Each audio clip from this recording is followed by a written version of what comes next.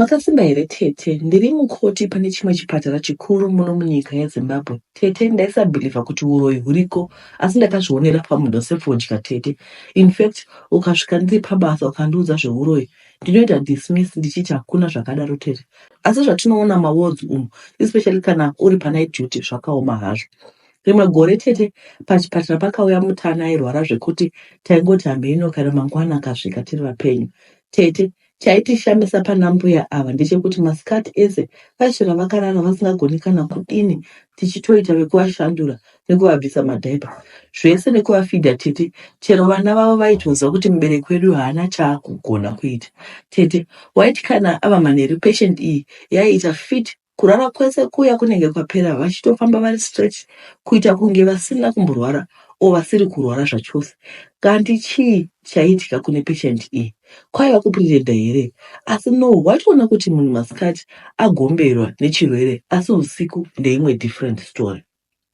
Chakazondirwadza ndechekuti umwe musi ndiri paduty pakauya imwe patient angadonha, aingova ma-minor scratches and bruises, so taizongomuita keep overnight then also discharge the following day. Kuma around 12 midnight ndakaona patient iya yakurwara asingashashanduka, akumuka pamubhedha paanga avete, ainge ane zizi pamafudzi. Aikaka kozizi rainge rapinda sei muchipatara?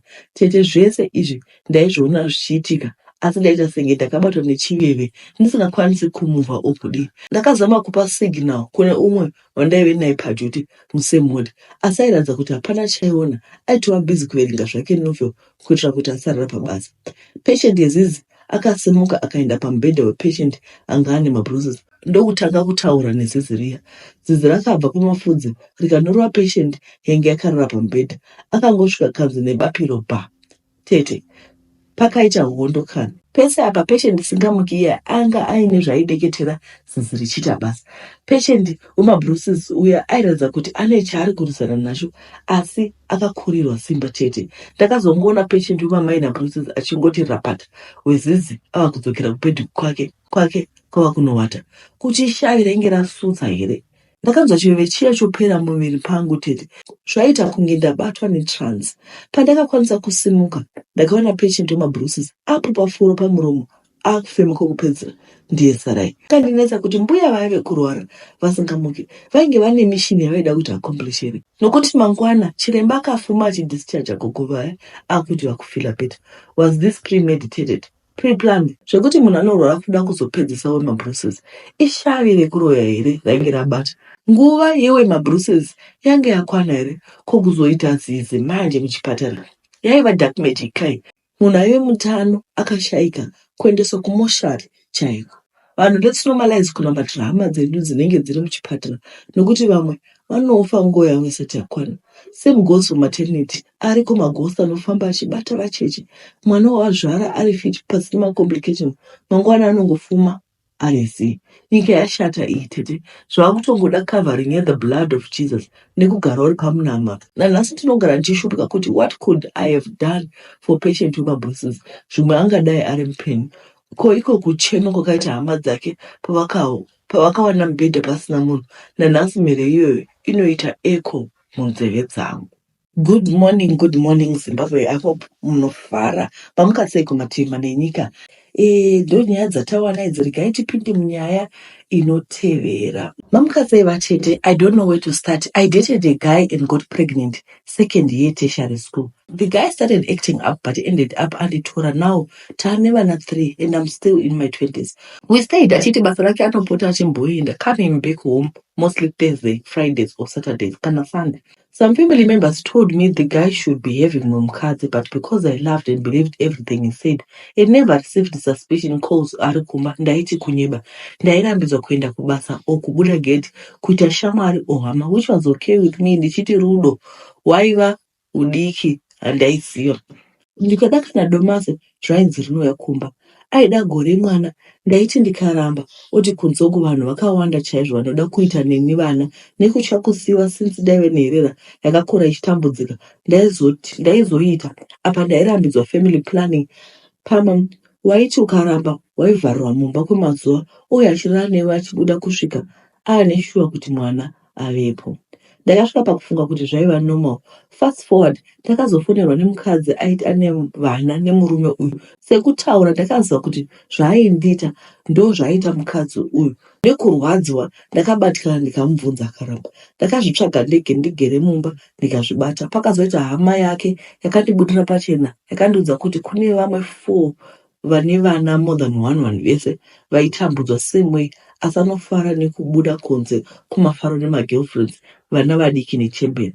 Ndakabvunzazve akaramba, and mukufamba kwenguva akatanga kuuya negirlfriend isina vana pamba, nevana vese vaya vairamba. Haana kundisuma, akachitanga kuti iwe nauyu ndimi wandoda, so toda kutsvaka imba hombe tigare takadaro.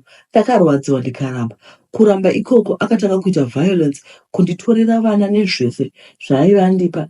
Ndakaonda ndikatanga kurwara ndikaita depression. Vana vakazodzoka asi anoita zvaanoda navo, vanoendeswa kumagirlfriends akasiyana-siyana. Zvinova zvinondibata kuti ari kudzidzisei vana. Ikozvo these kids havana chavasingazivi chemubedroom, vanoona baba vachiita nevasikana vakasiyana-siyana. Ukabvunza anorova. Ndatambura nevana, I reached out to relatives. All I get is promises. Ndasangana nazvo zviomba zvakundipfurira pfungwa. Ndaimboda kuzviuraya asi ndikatarisa vana vangu ndinodzora moyo. Nhasi uno handina chandinacho. Chikoro handina kupedza, munhu wanditi nekuti wakaramba zvandiri kuda uchatambura nevana ivava kusvika musoro wako wakura mosha. Mufunge murume uyu akandiona ndiri mhandara, nhasi ondidai. Akutsvaka kuti ndofurirwa nani nekuti anoti ndega handigoni kuzvifungira. Hanzi dzokera zvawaiva kare, ndahwa nekutsvaka basa, ndashayiwa. Vedu vega ndizvo zviri kusanganawo nevamwe vana mudzimba umu. Ndarwadziwa fani. Sister vari kuti vana vanotogwa vachiendwa navo kumagirlfriend. Zvinova zvinhu zvisina kunaka because it's child abuse. I think my sister has to, I don't know kuti tingawabatsira sei, asi vanofanira kutora vana vavo vaprotecte vana vavo kubva murume uyu. Handizivi kuti zvingaitwa sei. Tokumbirawo mazano mhuri yeZimbabwe. Ndakachipinde munyaya inotevera. Hello vatete, ndakambogara pane pamwe pamba 2023 ndokubva po 2024 February ndokuzodzokerapo last day October till today ndopandiri, but ndobatika weekend chete because I'm working out of town and ndine wandodana naye anoshandawo naye, tosangana weekend chete. Saka pandaivepo 2023 ndaive neumwe tikakona nawo, but pane vamwe mai vanogaro ndishoropodza chiudza munhu wangu about my ex of which zvanyanya. I don't know kuti ndakatadzei asi zvanyanya. Mai ava vane murume wavo but vanotoda kuudzira munhu wangu zvekuita ofichi zvimwe hazvidi kutaura chokwadi. Me and my lover were in good books, asi mai ava havatodi ndiende mberi nabhebhi wangu. Nyaya dzavo kungoda kuti ndirambwe ndive single. Chondinetsa ndechekuti vanotaura zvinobhuwa zvokutosvika kuudza girlfriend wangu kuti siyana nerombe. But ndikatarisa ndoona sekunge ivo vari kutorwadzwa nelife yandorarama. Ndoda doro hangu but kumba kwangu hakushote chinhu ende handikumbire ivo vanotokumbira ini. Saka pandakatanga kunzwa nyaya yehobhu ndakabva ndachinja maitiro. Zvakaona zvandinoona ndichiti ihama dzekumusha, asi unosvika pakuona kuti bheta kurasa than kupa munhu anotaura zvekungosvibisa zita rako uye chero kunwa nemurume wavo zvandaisina ndakarega last month because hazvibatsiri kupa munhu anotoda kukuputsira relationship yako. These days ndakutamba nemasasco zvekuvabhuwa, asi ndo vakandituma kudaro kutsvaga mari. Ndozama nenzira dzose nekuti handide kuti musikana wangu ashote, ende haatoshoti nekuti ndotengesa uchi wandotora kubasa, ndinotengesa mafoni again apa kubasa ndoenda. Saka pandinoenda kubhawa ivo vanosara vachishoropodza zita rangu kune musikana wangu. Chandabika vanochida, ivo vanoruka muBexford imomo, but hapana chinobuda, kungoonererwawo pasina. Hazvizoiti kuti tonyararidzana vanhu vekumusha tigara pamba pamwe, but chakundibva kuzotaura zvisirizvo vachiudza musikana wangu about my ex, my life yavasingazivi. Takangosanganawo muno asi zvanyanya vatete. Iyi problem ine maZimbabweans hatigoni, we don't know how to mind our own business. Ko munhu saka anofanira kudii? You need to confront this woman. Mwaudza kuti mama zvamunoita handizvidi. Hapana chinhu chakaoma sekuti munhu womunange feya omudza kuti I don't like this. Mamukasei vatete, please warn young girls and boys out there kuti hakuna wealth inouya usina kushanda. Stop kuendesa kumadziva muchikandiswa butwe nemarice in the name of wealth. You don't even know mhepo dziri kumadziva dzamuri kusimudzana nadzo. It can affect the whole coming generation. My story goes like this. I was born with a unique birthmark. This birthmark, during my school days, teachers vaitya kutondirowa vaibva vati what happened apa ndovati birthmark ndaingozichienda nogara pasi. As I was growing, I reached a stage yekuti ndakuita zvema relationships. Every guy wandaidata ndaitoti ndamuona ndikamufarira, or if it happens kuti ndaita eye contact with him, aibva atondiapproacha. Ndakazosvika pakupinda marriage, ndakagara for 6 good years mberi kwekaramba. I never knew kuti ndine spirit yemvura. After ndapedza zvese zvikaramba, ndakaenda kune vamwe mbuya vave nembiri vakanditi, do you know the meaning yebirthmark yako here? Ndikati no. Ambuya vavo vakanditi ndaita mudiki, according nemashandiro angu handitenderwe kubata matare evakuru enda hakukumba zvichanaka. For Gosweds was a parable to me. Handina kumanzwisisa. Ndakazosva ndipiwa vasikana 6 nevakomana 6, being told kuti those are your maids, everything you need, summon them. Vanouya nekuti you are our queen. Follow me, ndinokuratidza. I was led to a dam where people got to meet their so-called njudzi dzavo. Some faces are high-profile faces dzandakaona in that dream, but my case was different. I was told kuti pinda mvura nekuti yako is a greater queen, haibudi ndionotopinda. Vanhu vakabvunza kuti njozi murungu here, but I say it all depends. What I saw was a black woman seated on a golden throne. We had a conversation till I was told to go back. The dream was real. Ndichimuka ndakaona kuti this is real. And some of the conversation I had in that dream includes my infertility. I had to release my husband kuti enda hako, the marriage is over with no reason. Nekuti ndakazwa tsitsi kuti time is moving. Should he suffer what he doesn't know about? I'll let him go anotsvaka umwe mukadzi and have kids. 3 years down the line, after my divorce, the stress was too much on me. Kuti saka, does that mean kuti handibate mwana because ndine manjozo? I was in a relationship. Ndakarwara. I was quickly rushed to Red Cross. Iri muna mbuya neanda. The doctor wakati it was scan. Tuone kuti what's wrong mudumbu mako. The scan results came out. I was pregnant, but it was an ectopic pregnancy. But mari kuti ndiitwe op wasn't there. I went back home. I wanted to book government hospital for that op. Ndinonzwa tsitsi nekushwa at the same time. Kuvanhu vanopembedza mashave mvura, they don't have any idea of what they'll be doing. I had a dream ndaenda kumvura futi, but this time around I was told kuti haupindi nekuti wakasviba. Nungu nemunhu vanoyamwisa havapinde mumvura. Ndakati what should I do? Ndakawaridzirwa a white cloth ndikanzirara vakatarisa mudenga. Those people vandakanzi vashandi vako vakatanga kuchera mvura mudhemu vachindidira to the extent yekuti ndakapindwa nechano ndikatanga kudedera. Hakurunsi zvangu zvaiitika. Ndakazongoona queen vabuda mumvura vakagara kwandaive ndakaisa musoro. Vakanditi kuchema kwako kunodisturba the whole kingdom because you yourself, you are a queen. Tisu takakupa mwana iyeye ari muchubu. The reason was to make you understand who you are. I was being told a lot of do's and don'ts. After that, ndakachizonzi takukuoperate kuno kumvura, we do everything. The operation was done. Ndichinzi tapedza ndichimukawo. I was quickly rushed back to hospital and explained my story. Ndikati let's do another scan. The results came out. Ndichinzi hatina chatiri kuona endo nechibereko zviri very clean.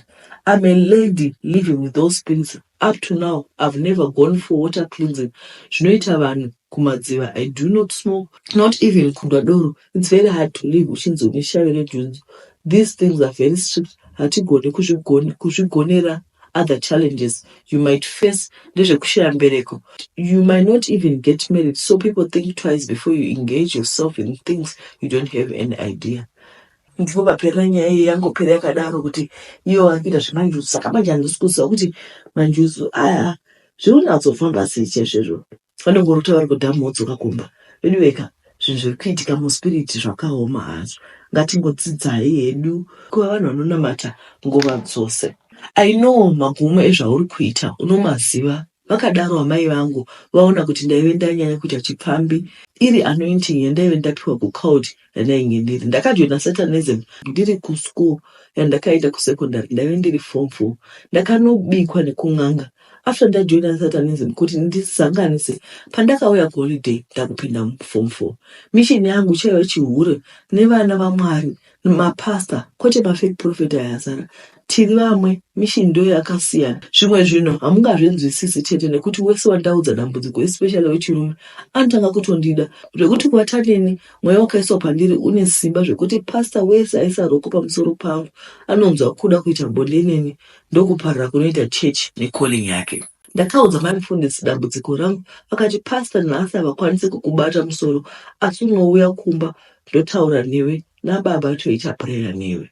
Ndakaenda kumba kwavo kwayo kune ofisi yavaiti kana munhu akauya pamba ndoma vanonamatira vanhu. Ndichipinda pagedhi ndakasasa mushonga kuti mai pasta vabatwe nehomwe. So vakatanga vati rega ndikubikire mwana wangu. Vakabika, pavakapedza kubika mai pasta vakabva vati handichakwanisi kugara newe ndiri kunzwa kupera simba rega ndinorara chisara nababa vakunamatira. Vachibuda pasta vai vatononokero vakauya pandaive ndiri vakatanga kuita bonde neni. Takaita maraunzi akati wandei mama wakafa nehomwe.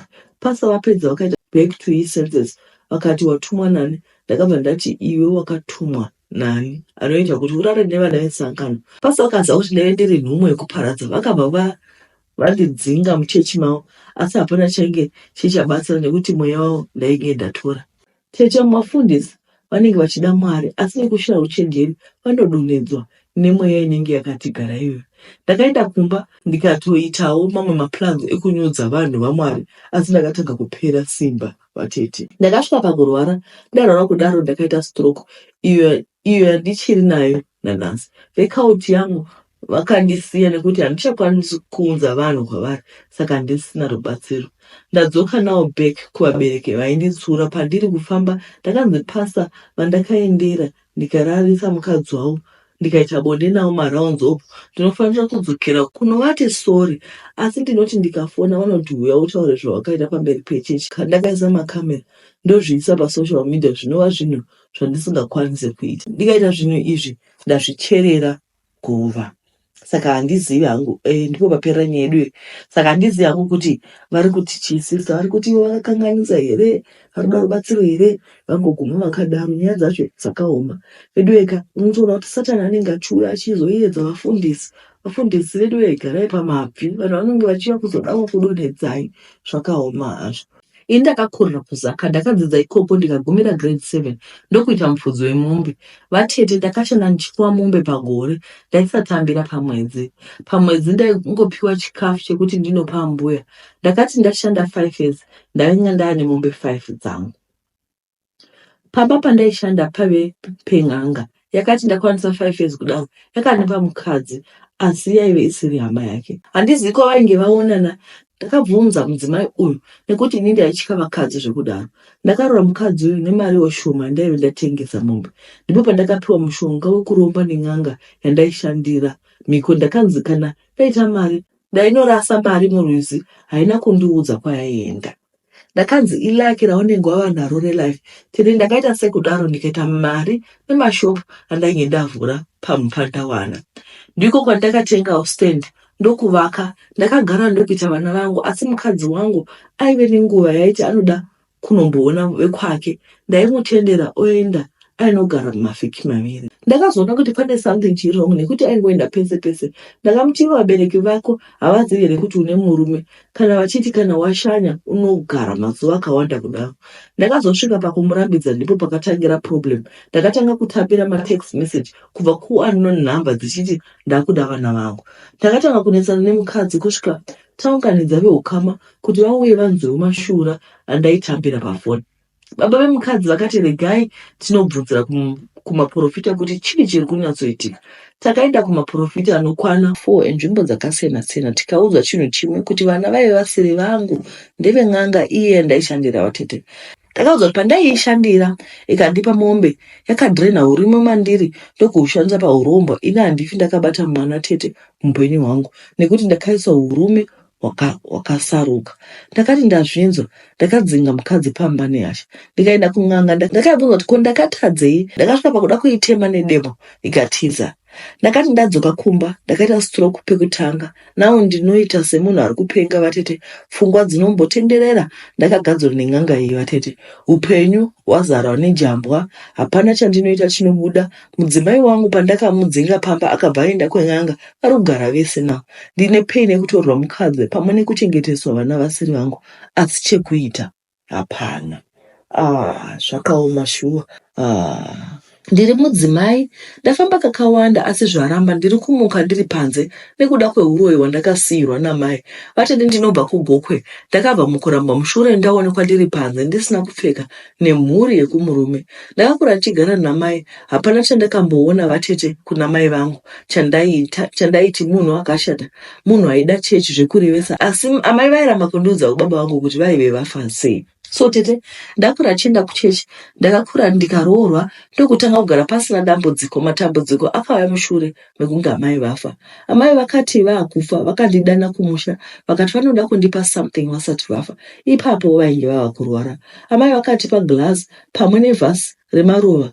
Glass vakati kana ndichiri pukuta raita dhasi, ndinopukuta nejira tema ravakandipa. Vhasi vakati ndisarinyika mvura. Amai vakafa tete ndokutora nhaka yavaive vandisiyira. Ndakati ndakumba kwangu, takatanga kumuka ndiri panze ndisina kupfeka. Ndakasvika pakuzobatana natezvara ndisina kupfeka pakati peusiku ndikadzingwa pamusha. Ndakawanikwa rwepiri. Pekutanga ndakamuka ndakadonha pachibhorani kune umwe musha wandakati ndinokumbira nyaya isasvika kumurume. Laki kwaiva kure nekwandaibva. Asi tete takatanga kudetsana nemurume achinditi wabuda sei ende warara kupi uye hembe dzabvepi. Kwandakadonha vanhu pamusha pandakadonhera vaiva maprofita ndivo vakandiudza kuti zvinhu zviri kuitika pauri uri kuita nekusaziva, une pfuma yawakapiwa namai vako. Kana wadzokera kumba kwavo uye nayo tizvipise. Murume akandiramba tete kwepiri nekuti aiti wakabuda nepai, saka uri muroyi waedzerwa. Ndakadzokera nepfuma yandakapiwa namai vasati vafa. Kune muprofita uya tete zvinhu zvakapiswa, asi ndiko kutanga kwakaita dambudziko rangu. Tete ndakatanga kuona amai vangu vachindirwisa kuhope, vakasiya nyoka nhema mumba mangu mandinogara. Apa ndiri kumusha kwedu ndiri kugara ndega. Ndichimuka kuseni ndakaona nyoka yandakapiwa namai iri murusero neduri nemutsvairo nemachira euroyi. Madeko amai vakandidzokera vakati ita basa ndakakusiyira uchengete nyoka iyi, ukafarisa kuisiya unochiona. Tete ndiri kumuka ndakashama everyday, handizivi ndinenge ndarohera kupi, uye chipuko chamai chakati handifanire kuroorwa. Please help. Vedu wee, zvakaoma chokwadi. Ndizvo zviri kusangana nasista vedu vari kutsvaka rubatsiro. Handizivi kuti tingavabatsira sei, asi kwai zviri kuitika kuGokwe. Aiwa ichokwadi, kuGokwe ndokwandinobva. Zvinhu zvakadai zvinoitika, munhu anomuka akavata paguva asingadozivi kuti zviri kunyazofamba sei nyaya idzi. Takadodziona namadziso edu aya kuGokwe hakuna kumira roho zvakanaka. Kune kungodoyo ganda varoyi ndokwakakandiwa varoyi vose nehurumende. Kwaimi matinetsa kuzaka kwaingokandiwa varoyi ikoko, varoyi vose ndokuva vazere Gokwe. Zvakaoma. Ndakatipinde munyaya yokupedzisira. Ndiri nepedzisira pane nyaya yakatumigwa namwe brother Soul. Makadii tete ndadzoka nenyaya yangu. Paya ndakaita kunge ndaida kubatsirwa chete. Officially no platform yenyu is not a charity organization, but inzwai tete kwakatangira nyaya yangu. Ndiri mukomana 23, like ndakambokuudza before, vabereki vangu vakashaya ndiri mudiki. So ndakasara ndine munin'ina wangu uyo akazoita kuti ndiuye kuno kuJoni kuti ndimuchengete, nekuti kuhama kwaisava neumwe chete ane hanya kuti tapfeke okutyei. Pakangoshaya amai chete cause ndivo vakapedzera kushayika. Rest in peace vaMasivanda. So long story short, ndakazoya kuSA ndine 17. Was well vatete ndichishanda pamba pemunhu as a housekeeper. So pese apa ndaipota ndichidzokera kumusha kwamai vangu, ndiko kave nemunin'ina wangu achigara nambuya zvakanaka zvinenge. So 2023 vatete ndakazoiswa mufamily group refamily yekwababa kuchinzi tiri kufanira kuenda kumusha kuChipinge. Pane chivanhu chinoda kugadzirwa ikoko chakasiwa nababa vasina kuzvifambira. Inini sezvo yanga iri first time yangu kuendako, ndakafara ndikati ndonoonawo kumusha kwedu. Ndiniyo ndakakwira bhazi ndakasvika kuZimu, takabatana nevamwe takananga kumakomoyo. Takasvika vatete tikanzi Tembai muchisvika pachivanze kuti ndini nhingi mwana wanhingi. Chivanhu chacho hachiperi uku. Ina was confused but takangoita hedu. So tiripo kudaro pakazodanwa n'anga mumusha tikanzi taifanira kunyora mazita edu pachipepa. Oiswa akaturikwa mumba imomo. Ini ndokubva ndanzi ndine laki remari, asi haina kuzopera kutaura, yakabva yanditi ozoyakumba ndokuudza uri wega. So ini handina kuzokwanisa kuendawo, ndakabva ndadzoka kuno. Ndichangodzoka ndakafondwa navatete vakati ko bhutsu dzawakasiya kuno togova here? Ndikati ipai anokwana ikoko.